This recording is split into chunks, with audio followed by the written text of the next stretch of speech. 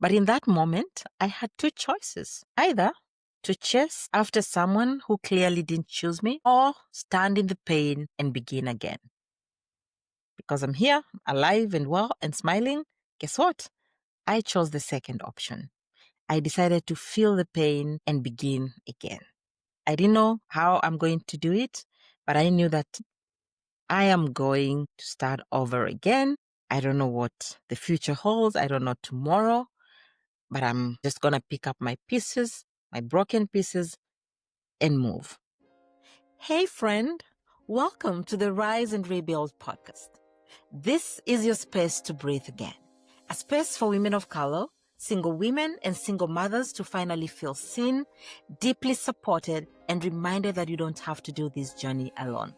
My name is Lydia, a certified life coach and founder of Break the Cycle Global and a proud cycle breaker.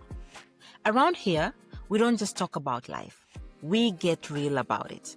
The messy, the magical, and everything in between. From breaking unhealthy cycles to mastering your mindset, navigating relationships, parenting, career, money, faith, healing, and so much more.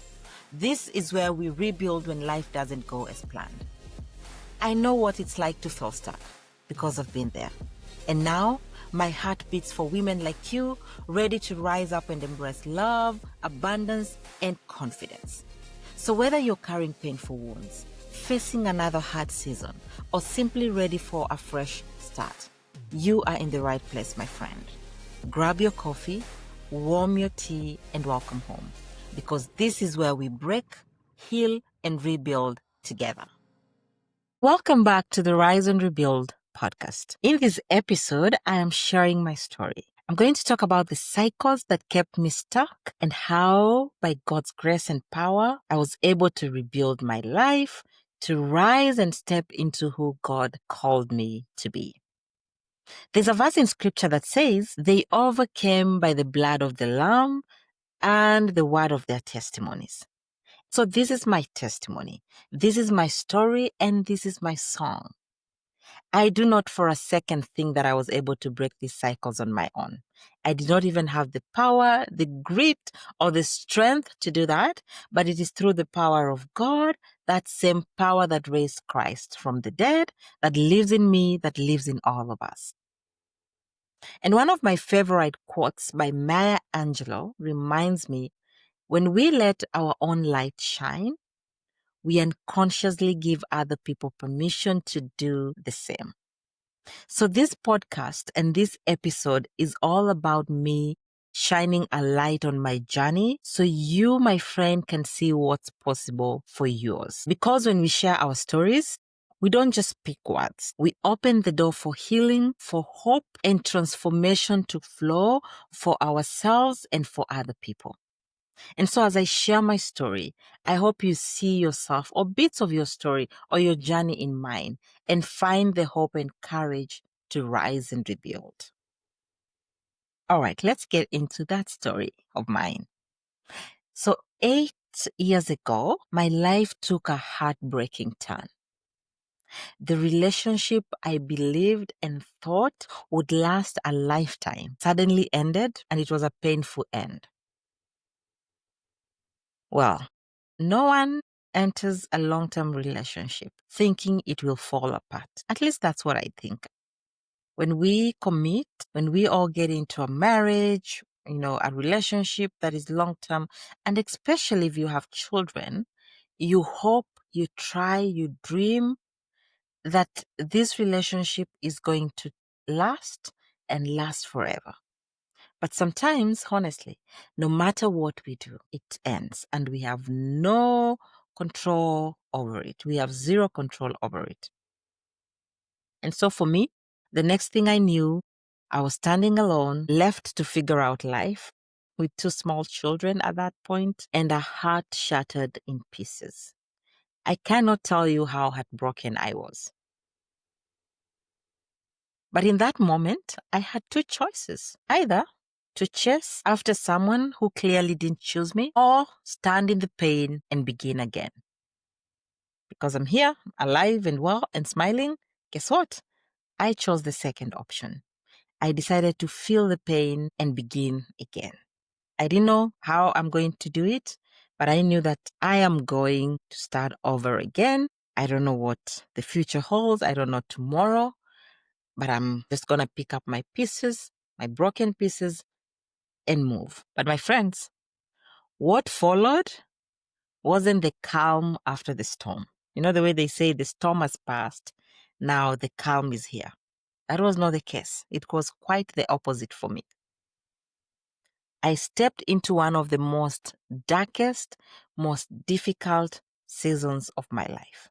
I like to say if I survived that, there's nothing else I cannot survive. Look, I didn't just lose a relationship at this point. I lost so much more. I lost a lot. I lost friends that loved us both, that could not accept that this was happening. I lost family members that, you know, thought otherwise. I lost financial support and that second income. I lost the emotional support. I even thought I lost myself in the process. And guess what? The way people saw me, I think shifted overnight. I went from being part of a family that's respected and, all that, to being labeled a single mom.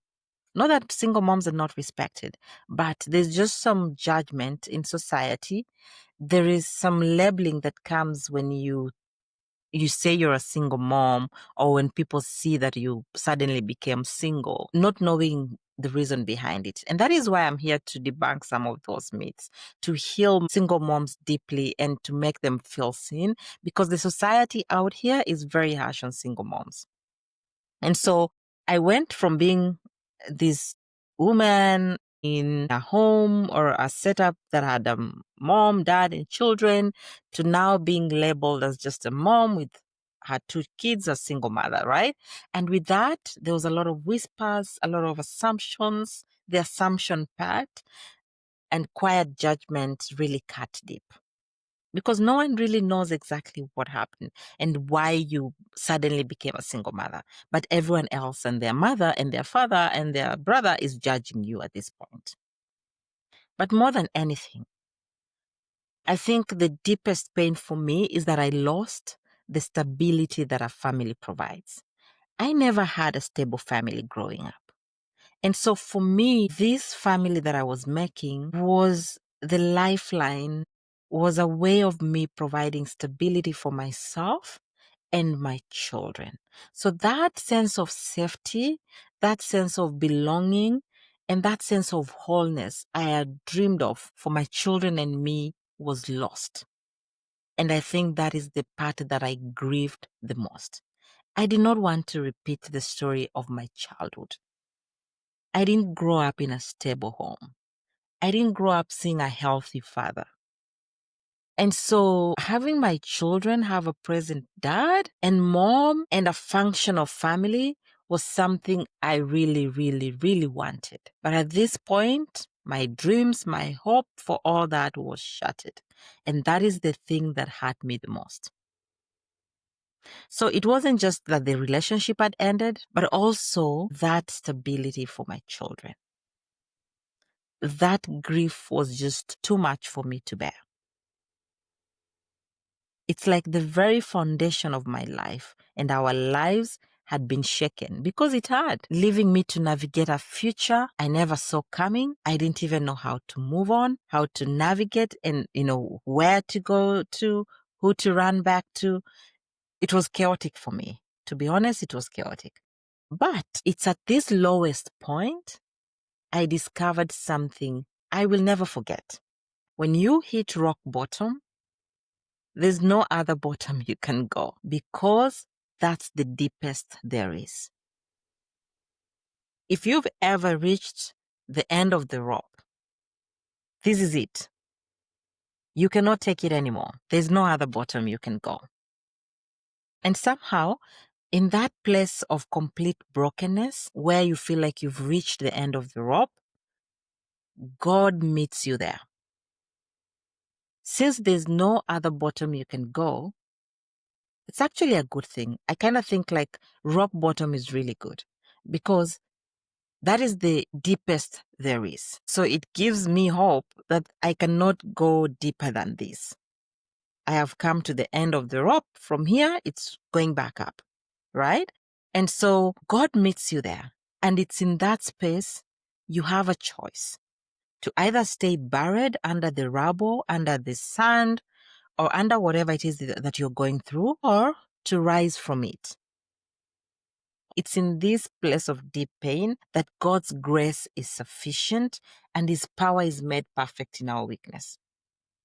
So that was the moment for me at rock bottom that I decided my story wasn't going to end here. It might have started wrong. It might have run in the family, but this is not how my story ends. I refused that. I refused the label of single motherhood. Not that it's a bad thing to be a single mom, but that was not my story. That was not my label. I didn't choose this. I mean, I found myself in the cycles. I decided that this is where it's going to run out. At first, I honestly thought my pain was about the breakup. But as time passed by and the dust settled, the whispers gone, I began to realize that this was not just about this relationship ending. There was a mirror being held to my life, showing me the cycles I was living in that I had zero ideas about. It's at this point God revealed to me 4 destructive cycles. Cycles I inherited, cycles I didn't even know I was repeating, and cycles that I never ever questioned. I didn't even know I was living in cycles until the end of my relationship. So while I grieved that relationship ending, I was thankful that the end of the relationship has actually redeemed me. That relationship ending showed me that there were cycles, there were things in my life that I needed to deal with. There are things that I had inherited. There are things that I had never questioned, as I said. There are things that I didn't even know I was living in or with that were running my life in the background. The first cycle that I had to confront was this relationship cycle. I was caught in a relationship pattern that I didn't even recognize at that time. Not just in my relationship, not just in my romantic relationship, but also in other relationships. I chose people who didn't truly choose me. Even in friendships, I overgave. I always went to people who never really chose me because I think I was attracted to that. I stayed in spaces where my soul, my body, my mind felt abandoned. Something was always off in some of the relationships I was in, but I still stayed there. I always confused being needed with being loved because every time people would need me, I would show up. I would even over show up. When they don't need me, I am just there. And so I thought for me that was love. But then it's just that people needed me. And while they needed me and I was presenting myself at their beck and call, I was useful to them, right? So I normalized all that. I didn't even know what healthy love looked like. So I kept reaching for what was familiar, even when it was painful. So this was a pattern that was just not in my romantic relationship, but also in friendships with other women and men, with friendships or relationships within my own family. And I didn't know this until the end of my relationship when I started to uncover, hey, I am living in a cycle that I have no idea what this is about. The other cycle and pattern that was so evident was the financial cycle. I was stuck financially. I had a good job. I made some good money at this point, at least according to the standards then. Financially, I thought I was doing well. However, I earned the money, yet I was always broke. I paid bills from paycheck to paycheck. I had nothing left. I borrowed. I think this was my worst. I borrowed from one person to the next. I was in constant debt, bank debt. There's something back home in my country we call Shylocks. So I was in Shylock debt. I owed money to my friends. So I was in debt upon debt upon debt. I borrowed here to pay here. Once I've paid here, I go and borrow again to pay here. It was a cycle that I didn't know I was in. I never even looked at my bank balance because it was scary. I had nothing in there. And yet I had a very good job. What I didn't understand then that I now know as a coach is that money is very emotional.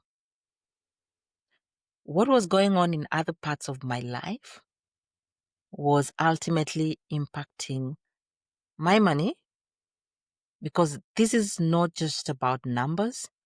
It's also a reflection of our beliefs about ourselves. So what I believed about myself, my worth, and what I think I deserved was reflecting in my money as well. And so I didn't even live in abundance or overflow. I stayed stuck in that survival mode financially. I don't know whether there's someone here who struggles with finances, with debt like I did then. You need to look at the financial cycles running in your life. Outside of the relationship, the financial cycles, there's also another cycle that I was stuck in. And I think this was the most destructive for me, was the emotional cycle, what we call behavioral cycle. This is how you behave. This is how your emotions are. And I overfunctioned. As I said, I overgave. I'm a recovering overgiver, by the way. To feel needed, I overgave. I said yes when everything in me wanted to say no. How many of us listening today say yes and then go and complain or gossip, but deep down they know they really wanted to say no? Raise your hand. I was the ringleader of that group. But hey, I recovered. I'm no longer there. I don't live there. I carried everyone's burdens while quietly I was drowning in my own. Since I was a yes girl, there was no way I was going to say no. And to make matters worse, I'm a firstborn. I'm a first child. And so I always felt responsible for everyone else around me. From the outside, I seemed very strong. I had it all together. No one could ever think that I'm struggling. But deep within me, I was exhausted. No one taught me how to regulate my emotions. Emotional intelligence was lacking. I only suppressed my emotions. I only bottled them up. And guess what? When I erupted and when the emotions spilled out, I didn't even understand myself. I had so much anger and so much unprocessed grief that I didn't even know what to do with myself. Anyone that struggles with emotional or behavioral cycles needs to get help, because that's the most destructive cycle of all.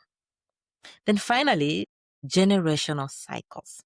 These are cycles that run in the family. I absolutely was living in some cycles that I inherited through my family line. I come from a lineage of strong women. And I use the word strong lightly here because I don't want to be labeled a strong woman. I'm not a strong woman. If strong is all about suffering, I'm not there. Please don't label me strong. However, I come from a lineage of strong women who endured, who sacrificed, and who silenced their own needs just to survive. From these women, I absorbed a lot of silent messages. When you're labeled as strong, you're not expected to ask or need too much. You're not expected to ask for help. You're just expected to cope and carry on, right? And so for me, those silent messages that I inherited from them, I lived those. And something I must add here. My mother, being the strong woman, was a single mom, and she raised my brothers and I single-handedly. And so when I became a single mother myself, guess what? The whispers came. She just became like her mother. She's gonna end up like her mother. She failed just like her mother, because single women and single mothers, then, even in today's society, are labeled as failures, something we all must stop and must work towards redeeming that, because that's not true. It's like, as a single woman, your entire life is reduced to that label. For me, those whispers, those words were so heavy because I was expected to repeat the same story that my mother lived. No one even gives you the grace. No one wants to know why your mother was single, and no one wants to know why you are single at this point. All they know is that you're going to end up just like your mom.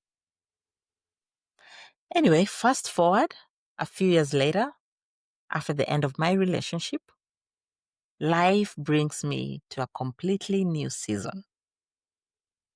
I leave my homeland of Kenya, the place where my story began, and move across continents. This move wasn't just about me changing my location. It was deeply symbolic.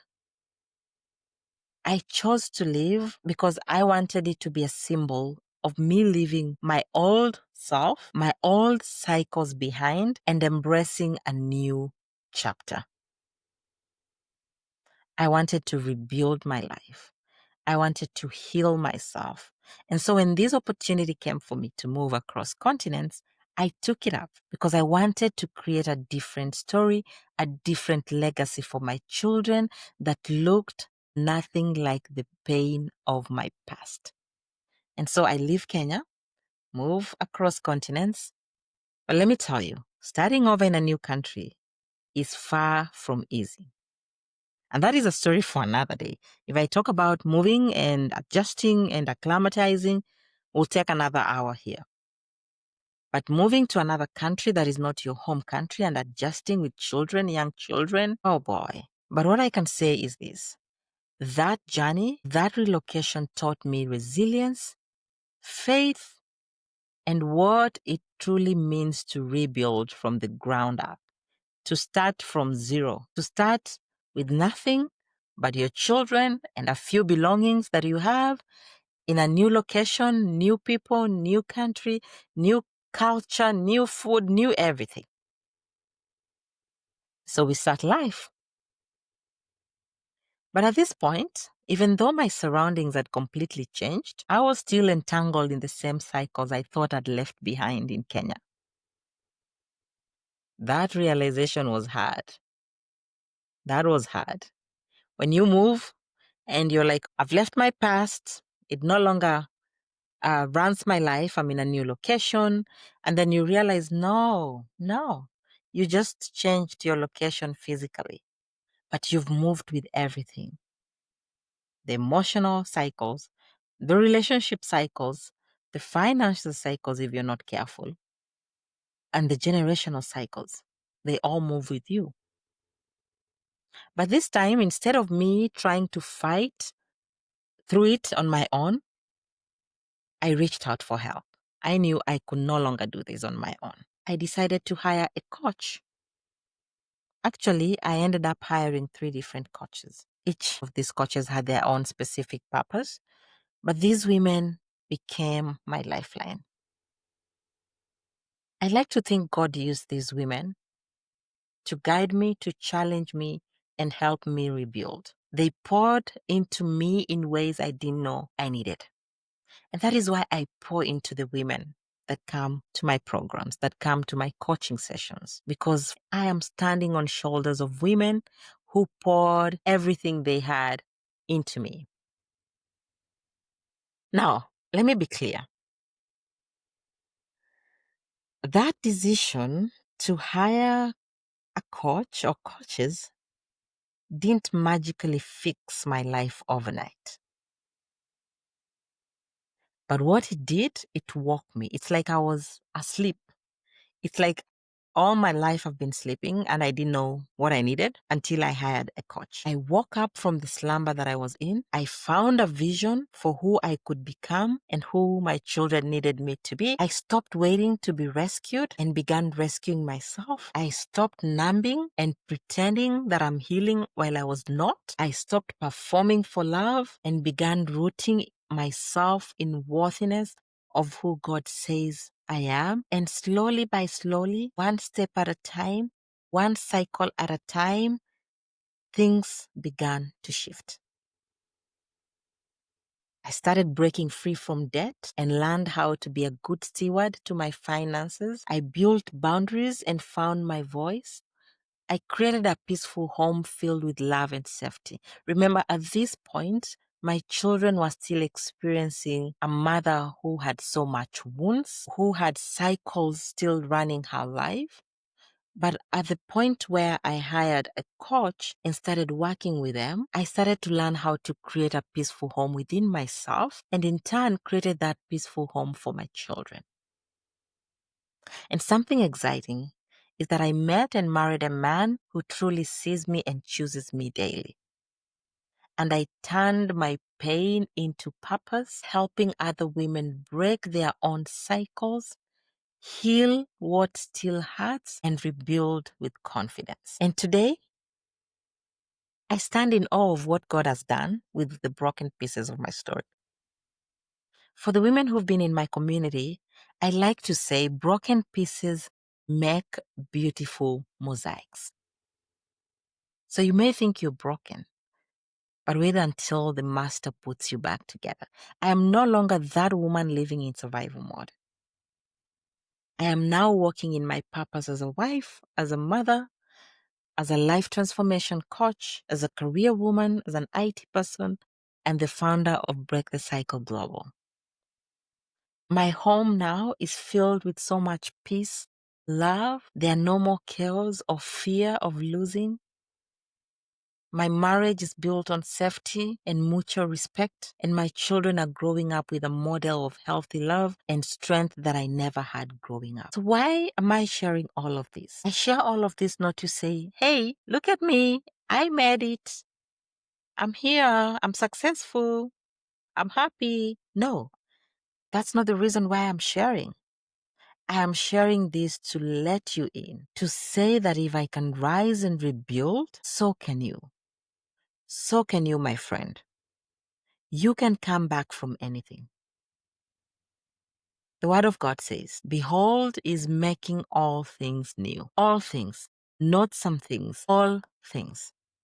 The question is, do you believe that for yourself? Do you believe that all things in your life can be made new? Think about that. Well, my friend, that's my story. I don't know which parts may have resonated with you. Maybe you've walked through the heartbreak of losing a relationship or a marriage, or maybe your story looks completely different. But pain is pain, grief is grief, and it's all very real. Either way, I want you to know this. Your story matters. It matters to you. It matters to God. It matters to the people that love and honor you. And I want you to know that you can actually rise and rebuild. Through my own journey, I have come to understand something so powerful. You cannot shame the ashamed. There came a point in my life when no one could shame me more than I had already shamed myself. I had replayed every mistake, every what if, and every if only over and over in my mind. So when people whispered, when people judged me, or when people tried to label me, it didn't cut as deep anymore because I had already felt the sharpest pain and sting of my own decisions. And so for those who are carrying the same shame, or those who are judging, or who are quick to judge, please hear me out. You don't know someone's whole story. You don't know the battles they fought, or the pain they've had to endure just to make it through another day. Please take a moment, walk a mile in their shoes, listen to their story, and understand why they are where they are today. And to the ladies who are living in shame, when you make peace with your truth, no one else can use it to define you or destroy you.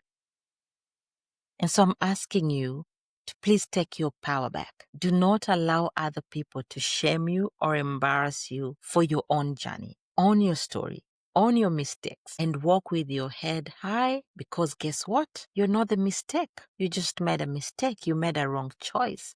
You made a wrong decision. But You can rebuild again. You may have inherited pain or generational cycles, but refuse to pass them on.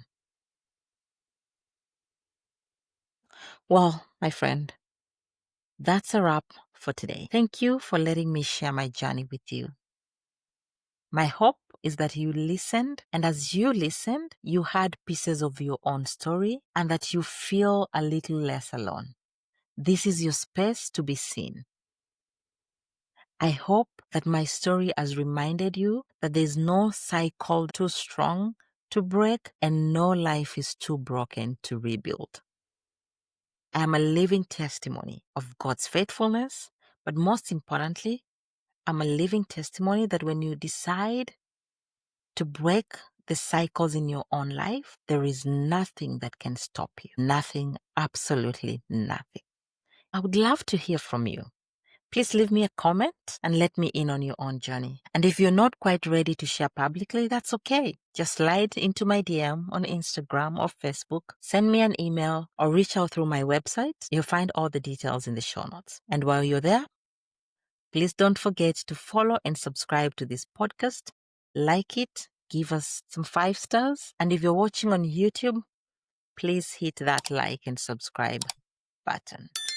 Remember this, my friend. Your past does not define you. Your pain does not disqualify you.